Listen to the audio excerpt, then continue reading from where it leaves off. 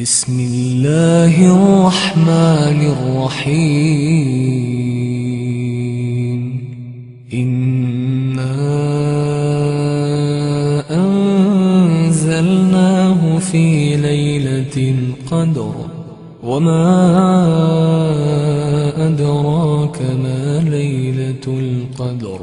ليلة القدر خير من 1000 شهر. تنزل الملائكة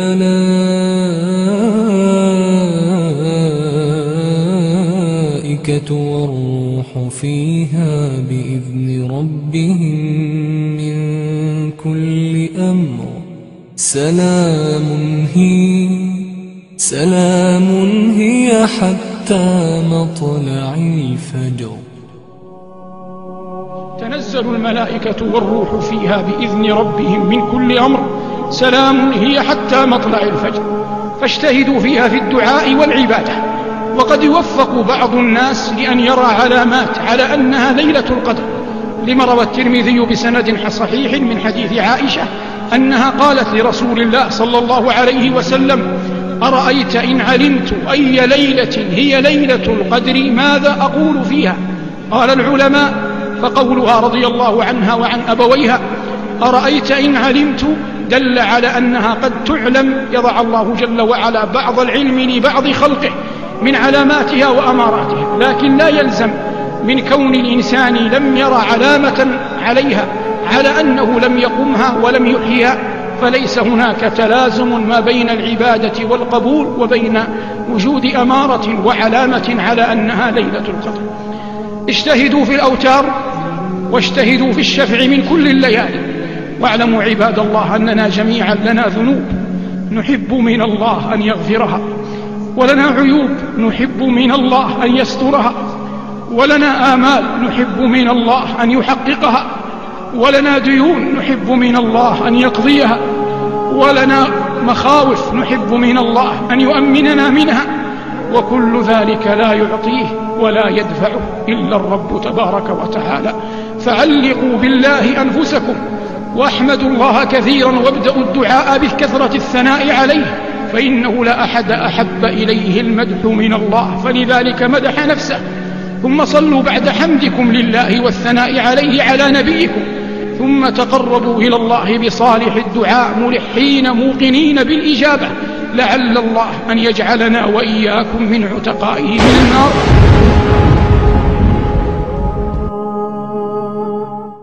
طوبى لمن مرة في العمر أدركها ونال منها الذي يبغيه مجتهدا. فليلة القدر خير قال خالقنا من 1000 شهر هنيئا من لها شهدا. فيها القرآن بأمر الله أنزله بعلمه وبهذا النص قد وعدا. إن الحمد لله نحمده ونستعينه ونستغفره ونعوذ بالله من شرور أنفسنا ومن سيئات أعمالنا. من يهده الله فلا مضل له ومن يضلل فلا هادي له. واشهد أن لا إله إلا الله وحده لا شريك له، واشهد أن محمدا عبده ورسوله.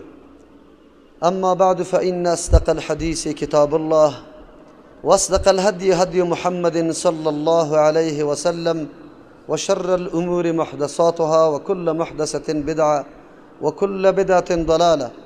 أعوذ بالله من الشيطان الرجيم. بسم الله الرحمن الرحيم. إنا أنزلناه في ليلة القدر وما أدراك ما ليلة القدر. ليلة القدر خير من 1000 شهر. تنزل الملائكة والروح فيها بإذن ربهم من كل أمر. سلام هي حتى مطلع الفجر. وعن أبي هريرة رضي الله عنه قال: قال رسول الله صلى الله عليه وسلم: من قام ليلة القدر إيمانا واحتسابا غفر له ما تقدم من ذنبه. متفق عليه. حضار گرامی، برادران مؤمن و محترم، در آستانه ماه پربرکت، ماهی که سراسر رحمت الله متعال بالای بندگانش است. ما و شما قرار داریم. دهه دوم رمضان مبارک قریب در سپری شدن است و دهه اخیری رمضان مبارک شروع میشه. قاعده است آدمی هوشیار در مسائل دنیا کسی می باشه که او تلاش میکنه برای بهره‌ورداری خود در روزهایی که در پیش رو داره. در تمام میدانهای تجارتی دنیا، زراعتی دنیا، اقتصادی دنیا قبل پروگرام گرفته میشه. تلاش میشه موسمی را طلب بکنه مردم تا که در اونجا فایده زیاد بکنه. اگر دیقان دمو وقتی که دانه کاریده میشه تنبلی بکنه، غفلت بکنه، چیزی را در زیر زمین پاش نده، در بهار چیزی برش حاصل نیست. به خاطری که دانه به دست آوردن برای خود وقت و موسم داره. باید در او موسم تو زمین آب بدی، قلبه کنی، چپه کنی، تخم در او بریزی. بعد از او دیگه مسائل به تو تعلق نداره. الله متعال است که او دانه را چه قسم شق می سازه، چه قسم او را نمو میده، چه قسم او را برگ میده و چه قسم دانه میگیره. فقط انسان کوشش خود در موقع میکنه. اگر در تیرماه سال دیقانای ما دانه را در زیر زمین نکنه، زمستان در زیر برفا دانه را بندازه، کلی مردم او را دیوانه میگه. واقعا هم همونطور است. به خاطر که تجربه شده در پیش مردم که در بهار اینطور آدم هیچ بهره نداره.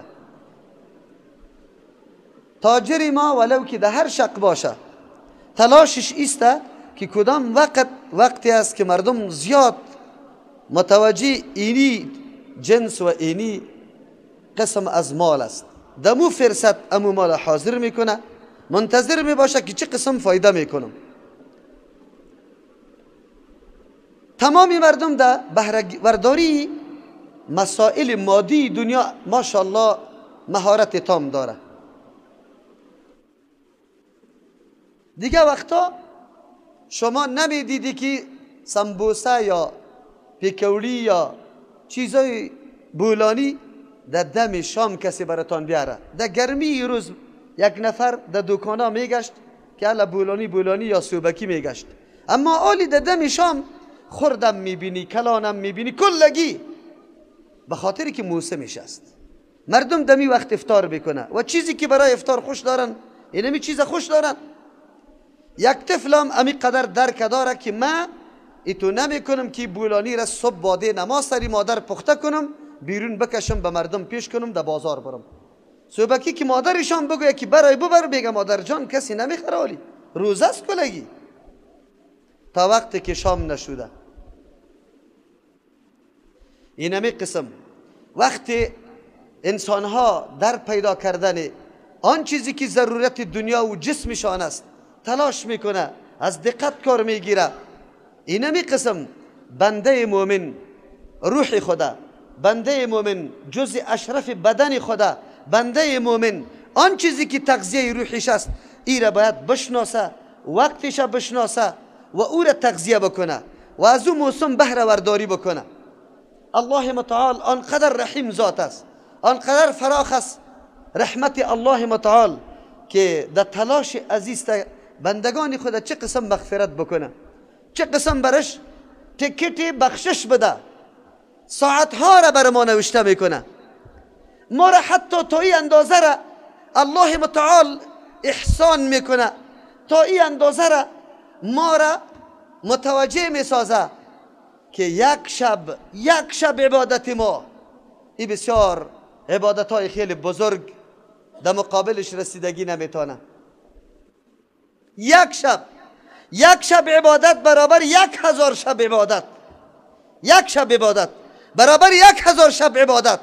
الله متعال بر ما نوشته کرده، اعلان کرده. الله صادق است، سخنش حق است، بنده خدا معاف میکنه. شما بگویی که در بین بندگان الله متعال اگر در عمرش امچو شبه در امچو غفلت و در امچو بی اعتنایی تیر بکنه، ای آدم باید مستحق سختترین عذاب جهنم شود که الله متعال برش خواسته بود به این بنده که سالا را در غفلت تیر کرد، سالا را در عیش و عشرت تیر کرد، در خواهش طلبی تیر کرد، در پوره کردن خواهشات نفس تیر کرد. یک شب الله متعال برات تخصیص میده، یک شب، و برات میگه یک شب قیام لیل، یک شب عبادت الله برابر 1000 ماه است. 83 سال چیزی بالا میشه. بزرگترین عمری که امروز ما و شما میخوریم الا در 80 میرسیم یا نمیرسیم، در 70 میرسیم نمیرسیم.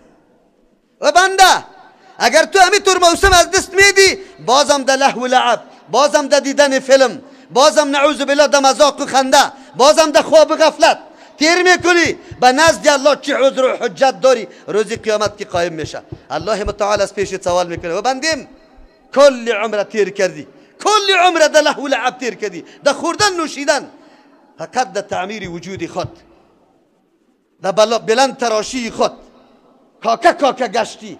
ما برای بخشش تو یک شبم مقرر کرده بودم، خبرداری در کل عمرت، لیکن تو یک شبم باز نا آمدی، متوجه نشدی. این موسم آنقدر اهمیت داره. میفهمیم که الله متعال چه قسم بهانه برای بخشیدن گناه ما مقرر میکنه، اما ما بنده بازم در همچون ماه مبارک رمضان در قهوه خانه و شراب خانه نشسته باشم، با دوستی که تمام عمر مرا به جهنم سوق داده با او نشسته باشم، با او گشت و گذار بکنم. بله، اهمیت این ساعتا را، اهمیت این اوقات کسی میدانه که او واقعا عقل داشته باشه، او واقعا به دین عقیده داشته باشه، به آخرت عقیده داشته باشه، به حساب و کتاب عقیده داشته باشه. همچون روز اگه از پیش آدم فوت میشه، اینطور فکر بکن که آدم اثر عقیده به آخرت نداره، اثر عقیده به عذاب جهنم نداره. چطور اینطور حالت، اینطور موقع از دست انسان برایه؟ در شب اخیر رمضان فرصت طلایی برای همه است. رسول الله صلی الله علیه و سلم معبول مبارکش چی بود؟ عایشه رضی الله عنها میفرما کان رسول الله صلی الله علیه و سلم اذا دخل العشر الاواخر من رمضان، وقتی که داخل میشد در شب اخیری رمضان، احیا لیله و ایقظ اهله و شد معذره، شبا را زنده تیر میکرد، اهل خدا خانواده خدا بیدار نگاه میکرد و ازاربند بسته میکرد، اهتمام میکرد به عبادت الله متعال. ما و تو مسلمان کدام وقت خدا آگاه کردیم؟ ما کلی کارای ما در شب اخیر، در روز اخیر رمضان جمع میشه. از امروز تیاری برای خریدن سودای عیدت نگرفتی که قرار در شب رمضان و در روزی رمضان تو در عبادت تیر کنی، در تفقد و خیرخواهی مردم بی بضاعت تیر کنی، تلاش بکنی، در جستجو باشی.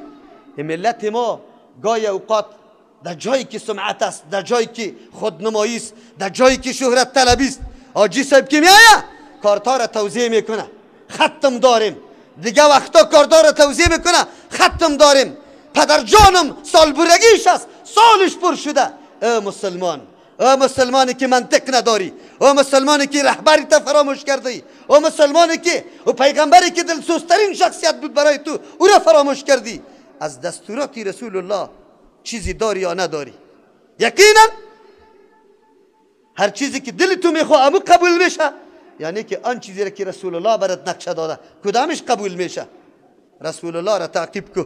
ما ببینم تا که در روز اخیری رمضان مبارک تو در یک بیوه زده باشی، در یک یتیم زده باشی، در یک کسی که در زندان سرپرستش بندیسته، خانه به خانه قرض طلب میکنه کسی برش نمیده، در یک کسی که تعالی را و سیاسرهایی که چادرشن بیرون کسی ندیده بود، خو امروز او سرپرستش بندیست بیچاره در کوچه ها میگرده.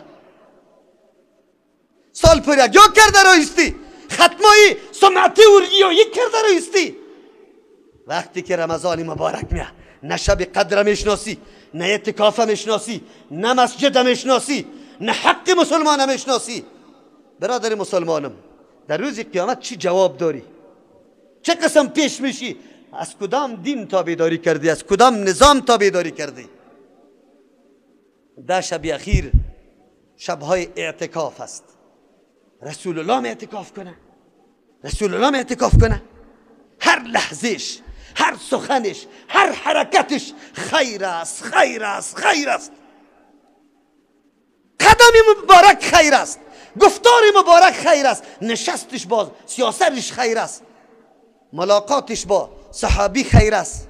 رسول الله که کمانده جهاد او میکرد، ترتیب جهاد او برابر میکرد، غمی ملت و ولس قطع از او بود، تعلیم و تربیه دین سری از او بود. او هم در شب اخیر تنها میکنه، خدا به عبادت خالی میکنه؟ بله میکنه. وقتی رسول الله نیاز داره به عبادت خدا خالی میکنه. تو مسلمان چیستی؟ تو مسلمان اج نیاز نداری. سالا در این وظیفه های دروغی خدا فریب دادیم، رشوت خوردیم، حرام خوردیم، غصب کردیم، توهین کردیم، دروغ گفتیم، قسم ناحق خوردیم، از زور و ظلم، از مقام و منزلت خود اینطور غلط استفاده کردیم که پرسان نکن. بیا که یک دفعه در مسجد الله جدا بشی، یک شب همینطور تیر که در مسجد هوا خیلی فضای خوب داره، رنگ و روغن است، زیر قالین برات وار است، برگ گروب برات داغ است، لیکن شبا را تنها تیر کو که یک دفعه او روز برات یاد بیایه که تو را مردم میبره، در اختیاری خود نیستی، عورتی تا پوشانده نمیتانی، کل مال و داراییت باقی اینجا میمونه، در یک خانه تاریک اونجا میروی. اعتکاف تو را در یاد میاره که آخری منزلت کجاست، آخری با جایگاهت کجاست، اونجا خواب میکنی. امروز در این مسجد نشسته ای، نه پدر قطعت است، نه اولاد، نه مادر، نه زن، نه دنیا، هیچ چیز نیسته. فکر بکو، فکر روزی اینمی قسم تنها رفته نیستی. اینجا خو یک نان و چای هم برات میآید، شام و صبحکی هم از خودگاهت میآید، از دوستا میآید، سلام سرت میپرته، یک کمی انس و الفت میگیری. در او خانه تاریک وقتی که گذاشته میشی کی همراهت است؟ زدی وزارت هم حاصل کردی، وکالت هم حاصل کردی، قماندانی هم حاصل کردی، بادیگاردا داشتی، کش و فش داشتی، اونجا میروی، اونجا میروی. چه زور و ظلم کردی سری ملت، چطور بیچارانت زجر دادی، اونجا میروی. چی همراهت است؟ کی همراهت است؟ و چی به دردت میخوره؟ و بنده مومن، رمضان مبارک ده شب اخیر اعتکاف به انسان درس میده. اعتکاف بشینه، بفهمه، درک بکنه. یک روز تنها میشم، روز میرسه حالی کلکین باز است، پکه چالان است، سر میکشم، دنیا را میبینم، روشنی و تاریکی را میبینم، در اختیار خود دروازه را باز میکنم، میرم آب میخورم. روزگاری که دروازه بند میشه، خروار خاک سر انداخته میشه، اونجا چی چیز به دردت میخوره؟ هوشیار هستی؟ جوهر عقل است؟ مؤمن هستی؟ به این نظامی که الله روان کرده، به شریعتی که محمد رسول الله برات تشریع کرده، یک روز گوش فرا نهادی؟ وظیفه است، وظیفه است، نوکریست، وظیفه است، نوکریست، وظیفه است. انجام بده، انجام بده. آخری روزیتون جست، آخری روزیتون جست. سوال از پیشت میشه، من ربک، پروردگارت شناخته بودی؟ و ذاتی که سری تو تصرف داشت او را شناخته بودی؟ تو خراب نداشتی، 10 دانه بردگار داشتی، یک داکسن داشتی، موتر بود، به مردم آب باد میکردی، خاک باد میکردی. کدام عمل نبود که انجام ندادی؟ شبای در دبی تیر شد، در پالوی زنای رقاصه، فاحشه، اینجا در فیلمان نشستی، اینجا محفل گرفتی، پیسیش تو دادی، لندغرا و فاسقا را جمع کرده بودی، شبا را به می رقم تیر کردی، در توی پلچت 7 شبانه روز رقاصا رقص کرد، پا پیسه را پاش کردی و باد کردی. جواب بده بچه، جواب بده. امروز به الله جواب بده که ربت کیست؟ ربت کیست؟ اینجا می روی وزارت ها تیر شد در این قصرها ظاهر شاه بود. در افغانستان طور منطقه نبود، زیباترین منطقه که ظاهر شاه جای عیاشی نداشته باشه. امروز کجاست؟ امروز جواب میده. من تو را میگم ای دوستم، دلم میسوزه، نکو بس کو، نکو دایره دین، از دایره دین نبرای، در دایره دین برگرد. بهترین موقع توبه برات میسر است. بهترین موقع الله متعال میخواه که تو را ببخشه. در این فکرم نباش که قدر گناه کردم که حالی بخشیده نمیشه. اگر به صدق و اخلاص بیایی زانو در مسجد الله بزنی معتکف شوی، شو تا صبح گریان کو، روز تا بیگار گریان کو. 80 و 50 سال و 40 سال و 30 سال عمرت تیر شده، بکش در دستی قف دستی تا اینطور بگی از امی عمرت چیزی را که داری. مجلس های رقص تیر کرده، مجلس های شراب تیر کرده، مجلس های نانخوری و عزتمندی تا تیر کرده. چی داری در دستت؟ یک دفعه میالی سیکو. اعتکاف انسان در کجا میبره؟ پیغمبر از او خاطر اهمیت اعتکاف میفهمه که در شب اخیره معتکف میشه، معتکف میشه، تنها میشه. الله اکبر. انسان خیلی مصروف است، اقدر مصروف است که پرسان نکن. مصروف جانی خود، اول مصروف جانی هستی، بعد از او مصروف اولاد، زن، خانواده، اقارب، مردم. یک دقیقه وقت نمیگیری، تلفن از این طرف از اون طرف. الله امی روابطه، امی تعلقات یک دفعه قطع بکو، خلوت بکو با الله، مناجات بکو با الله. الله، ما یک انسان مخلوق پیدا شده، برای چی پیدا کردی مرا؟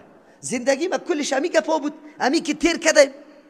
یک روز در خانه کاکا، یک روز در خانه ماما، یک روز پشتی وظیفه، یک روز در معلمی، یک روز در بازار، یک روز آمدم گوی مانده، گوی زله، گوی راحت. امی زندگی مفهومش امیسته. امی قدر الله کائنات پیدا کرده، به می خاطر به می قدر گپ که نصفش در رنج و غم و درد تیر شد، یک چندش در خوشحالی تیر شد. این کل جولانگاهی موجودیت ما انسان امی قدر بود. صبح خیستم، دویدم، وظیفه اجرا کردم، پس آمدم. تو این کائنات صرف به می خاطر پیدا کرده بودی. زمین در خدمتم، آسمان در خدمتم، گیاه در خدمتم، ابر در خدمتم، باد در خدمتم، آفتاب و مهتاب در خدمتم، حیوانات و پرنده در خدمتم، هوا و اکسیژن در خدمتم، همش در خدمت ما. و ما زندگیم امی قدر مفهومش بود، امی قدر روزی که رفت آمد کردم.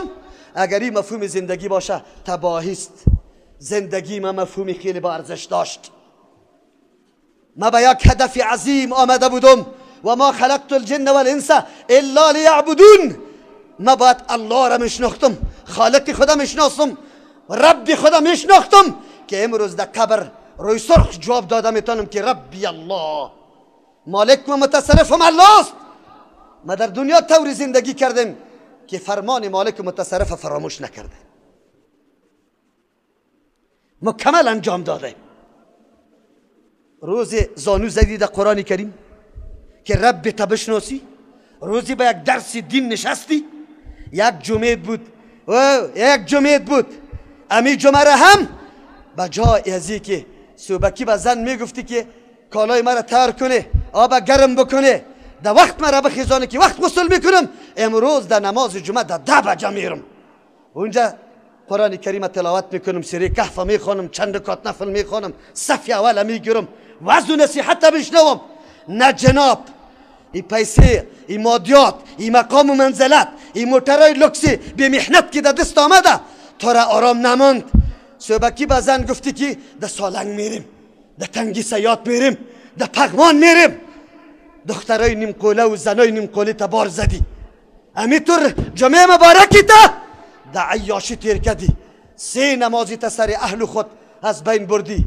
ام دیگر، ام شام، ام خفتنه، جمعه خود جمعه بود از بین بردی. پس آمدی مانده و زله بودی، آب بازی کردی، ساتیری کردی، نماز صبح هم نمیخوانی، زنگ برات میاد کجاستی نا وقت کردی. از او رئیسه که دی قدر میترسی که آلی میری 1000 بانه کرده رایستی. مریضی پیدا شده بود صاحب رئیسه، بسیار بخشش باشه. پیش الله رفته نیستی. و خالقی که تو را پیدا کرده، و خالقی که یک حرکتت از او پوشیده و پنهان نیست. یومئذ تعرضون لا تخفی منکم خافیه، هیچ چیز باقی نمیمانه. در پیش از او رفته نیستی. تفکر که برادر مسلمانم، تا کی در خواب غفلت، تا کی عدم درک حقیقت، تا کی ما زندگی و هدفش نشناسیم؟ خوش بمی هستیم، بمی خوش هستیم. برادر مسلمانم، بهترین موقع و فرصت است، بهترین موقع و فرصت است. دمی رایت آمده نیست، در اختیاری خود استی، در اختیاری خود استی. اولاد بگو اولاد اینقدر ما تکلیف کشیدم، یمی دش آمد دیگه هیچ سر و کار قطعتان ندارم. نانی من اینجا برسه که ما بخورم خلاص. یک کمی دمی زندگی خود فکر بکنم. زندگی چی را میگه؟ شیرینی زندگی چیست؟ تلخی زندگی چیست؟ انجام زندگیم کجاست؟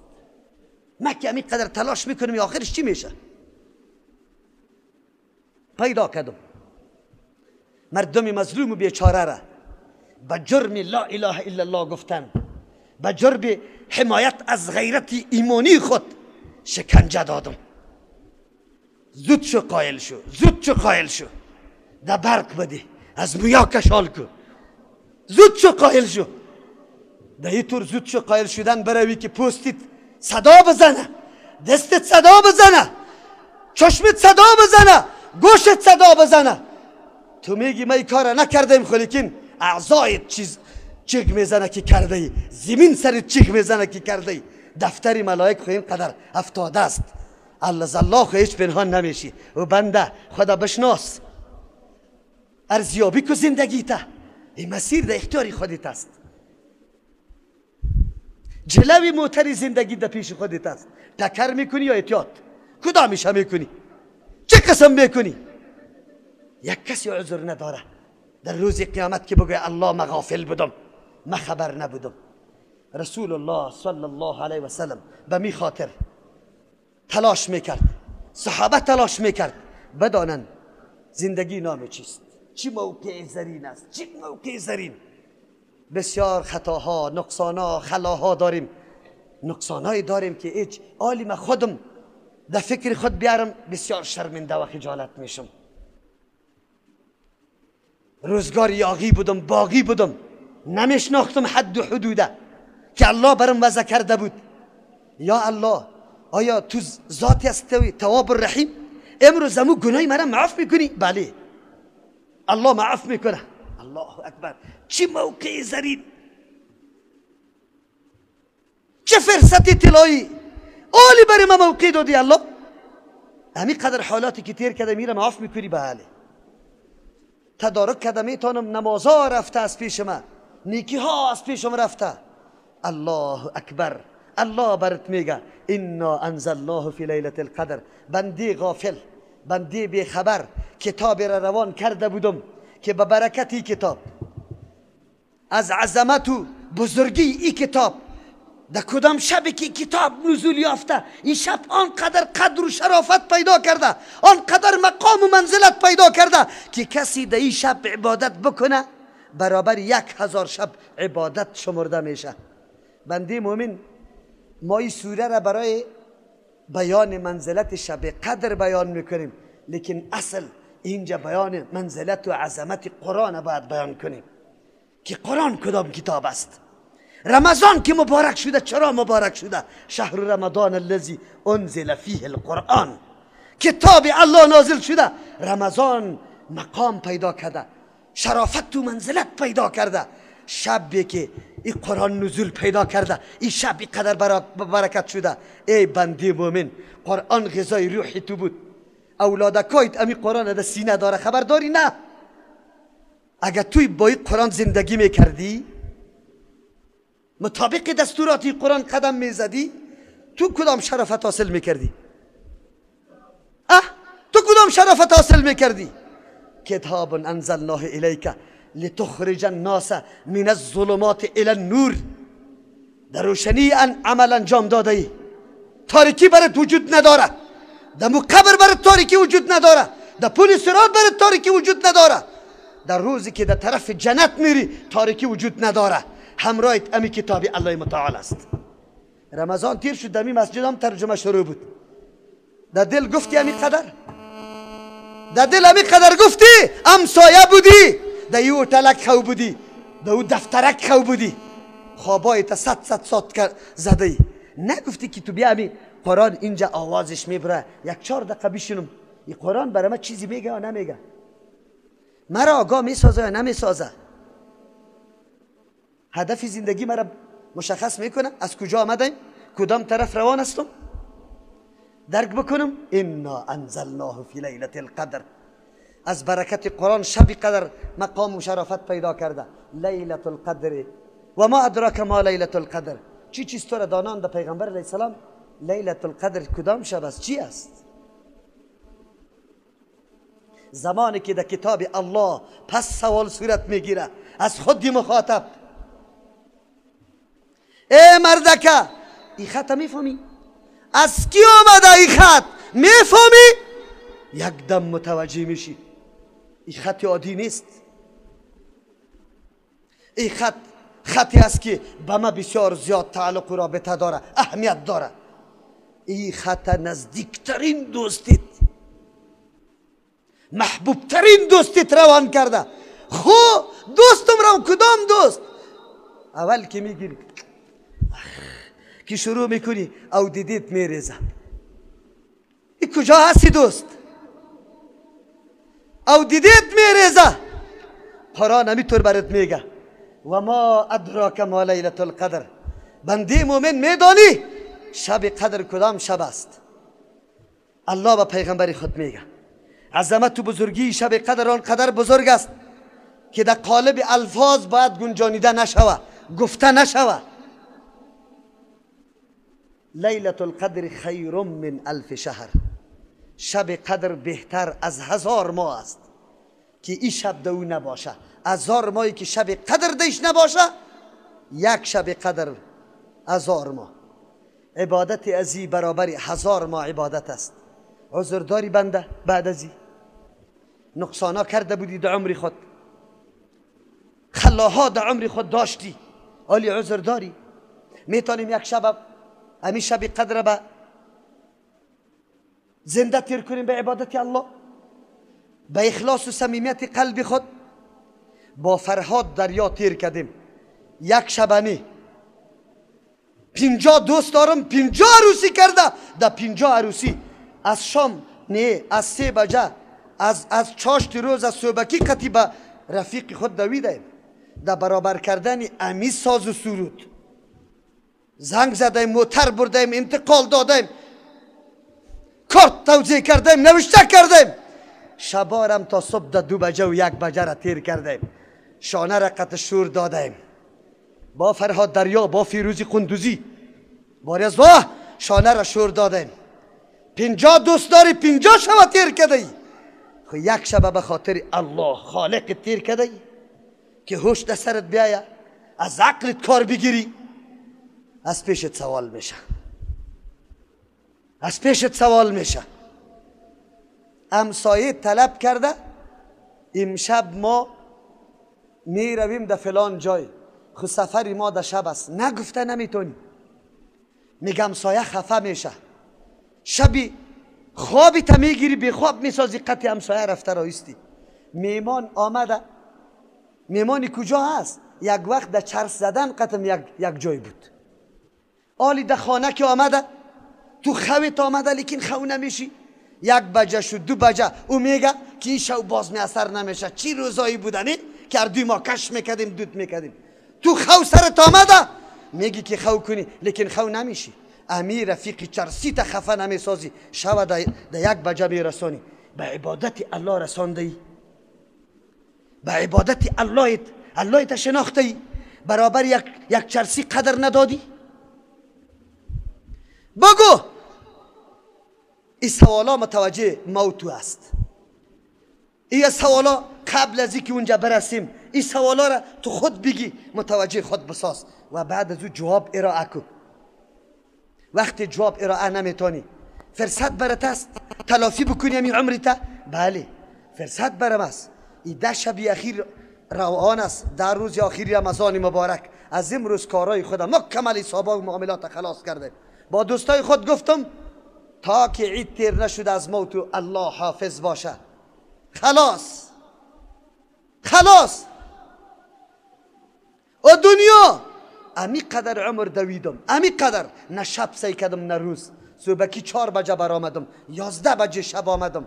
بس است دکان دیگه، بس است فابریکه، بس است دفتر، بس است. منظوری من این نیست که شما تمام وظایف فرضی تا نمیلا بکنی. او چیزی که در امکانیت است، او چیزی که در توانیت است، موقع برات میسر است، استفاده کرده میتونی. در او امو کارتو در پیش بگی، برو تلافی کنی. اینطور چانس دیگه پیدا کرده میتونی. الله متعال برات میگه اینقدر عمر زدیم یک شب برای من عبادت نتونستی. لیلة القدر خیر من 1000 شهر تنزل الملائکه. بنده انسان میشناسی قدرته؟ منزلت تو چه قدر است؟ در استقبال و پذیرایی تو ملائکه آسمان پایین میشه، به شرطی که تو انسان الله شناس باشی، محبت قلبت با الله تعلق و رابطه قوی بسته کرده باشه، در عبادت الله نشسته باشی. جبرئیل امین وار شخصیت که مطاع امین است در اوجه، او هم پایین میشه. تنزل الملائکه و الروح. او جبرئیل امینی که او به جز از اینکه قرآن بیاره بالای پیغمبر بیاید، در این طور مواقع باید نزول بکنه، در این طور شب به خاطر تو نزول میکنه. امرای ملائک تنزل الملائکه و الروح فیها من کل امر. فیصله های سالانه صورت میگیره که آینده چی رقم است. حالتی تا میبینه که کدام بنده است، بنده ساز سرود یا بنده الله، قدرشناس آلات موسیقی یا قدرشناس شب قدر، کدام بنده است. سرنوشت یک سالت نوشته میشه. سرنوشت یک سالت امروز نوشته میشه، به ملائک داده میشه که بنده تا 1 ساله چی میکنه، کجا میره، چی عمل میکنه، در کدام جای وفات میکنه، نمیکنه، چه رزق میخوره. چه قسم سرنوشته میخوای نوشته شوه. قلم چه قسم در موردت کش شوه. فیها من کل امر سلام منهی حتی مطلع الفجر. این شب سلامتی است. ملائک سری تو سلام میگه تا وقتی که فجر طلوع نکرده. بنده دیگه عذر داری؟ من دیده بودم تا که خیلی گناهگار بودی، بسیار گناه داشتی، اما الله متعال یک نسخه برای محو کردن و شستن گناهت نداشت. یک نسخه خیلی آسان، یک نسخه آسان موجود نبود. در خلوت ننشستی، گناههای تا در پیش رو ننداختی، بعد از این دست دعا را بالا کردی، اشک ریختاندی که یا الله بجز از تو کسی ندارم که گناه مرا بخشش بکنه، بجز از تو. من بنده توستم، تو الله مستی. خود تعهد میکنم که دیگه ده همچو کارا باز نمیگردم، مطابق توان بندگی خود. الله مرا معاف کو. الله رد میکنه؟ الله رد نمیکنه. ادعونی استجب لکم. از من طلب کنه، من اجابت میکنم. الله اکبر. الله برات میگه ای بنده دیگه عذر داری؟ هیچ عذر دیگه برای تو باقی نمانده.